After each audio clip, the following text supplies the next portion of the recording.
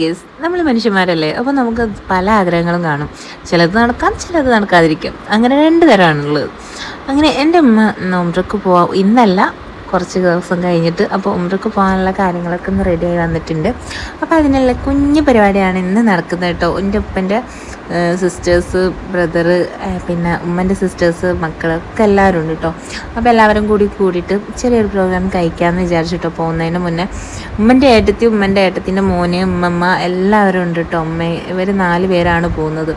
അപ്പം നമ്മുടെ വീട്ടിലുള്ള പരിപാടിയാണ് ഇന്ന് നടക്കാൻ പോകുന്നത് കേട്ടോ. അങ്ങനെ എല്ലാവരും വന്നിട്ടുണ്ട്. പരിപാടികളൊക്കെ കഴിഞ്ഞിട്ടാണ് നമ്മൾ ഫുഡ് കഴിക്കാനിരുന്നത് കേട്ടോ.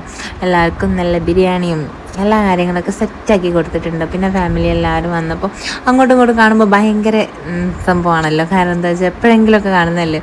അപ്പോൾ ഫുള്ള് സംസാരവും തമാശ പറച്ചിലും അങ്ങനെ കുറച്ച് കാര്യങ്ങൾ. ഇന്ന് പോകുന്നൊന്നുമില്ലല്ലോ, ഇനി കുറച്ച് ദിവസം കഴിഞ്ഞിട്ടാണല്ലോ ഉമ്മ പോകുന്നത്.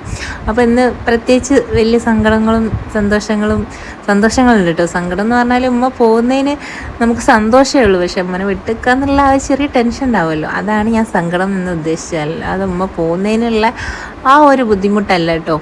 അപ്പം നിങ്ങൾക്ക് മനസ്സിലായി കാണുമെന്ന് വിചാരിക്കുന്നു. അപ്പോൾ എൻ്റെ മോൾ ഇവിടെ കാര്യമായിട്ട് പണിയെടുക്കുന്നത് നിങ്ങൾ കണ്ടോ.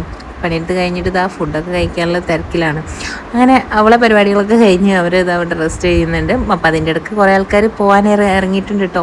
ഇത് ആൻറ്റീൻ്റെ മോളാണ്. ആൻറ്റീൻ്റെ മോള് പോകുമ്പോൾ ആൻറ്റി കൊണ്ട് വിടുന്ന ആ ഒരു രംഗമാണ് കാണുന്നത്. നല്ല മഴ ഉണ്ടായിരുന്നു കേട്ടോ. പക്ഷേ ഫുഡ് കഴിക്കുമ്പോൾ എന്തോ ഒരു കാരണവശാലും മഴ നിന്നിട്ടുണ്ടായിരുന്നു. അതുകൊണ്ട് എല്ലാവർക്കും മനസ്സമാധാനത്തോടെ ഫുഡ് കഴിക്കാൻ പറ്റി. അങ്ങനെ എല്ലാവരും അത് കഴിഞ്ഞ് വീണ്ടും കഥ പറച്ചിലായിട്ടോ. പിന്നെ കസിൻസും എൻ്റെ അനിയത്തിമാരും എല്ലാവരും ഉണ്ടായിരുന്നു കേട്ടോ. അങ്ങനെ ആ ഒരു ബഹളവും ഒച്ചപ്പാടൊക്കെ തീരാൻ പോവാണ്. കാരണം എല്ലാവരും വീട്ടിലേക്ക് തിരിച്ചു പോവാണ് കേട്ടോ.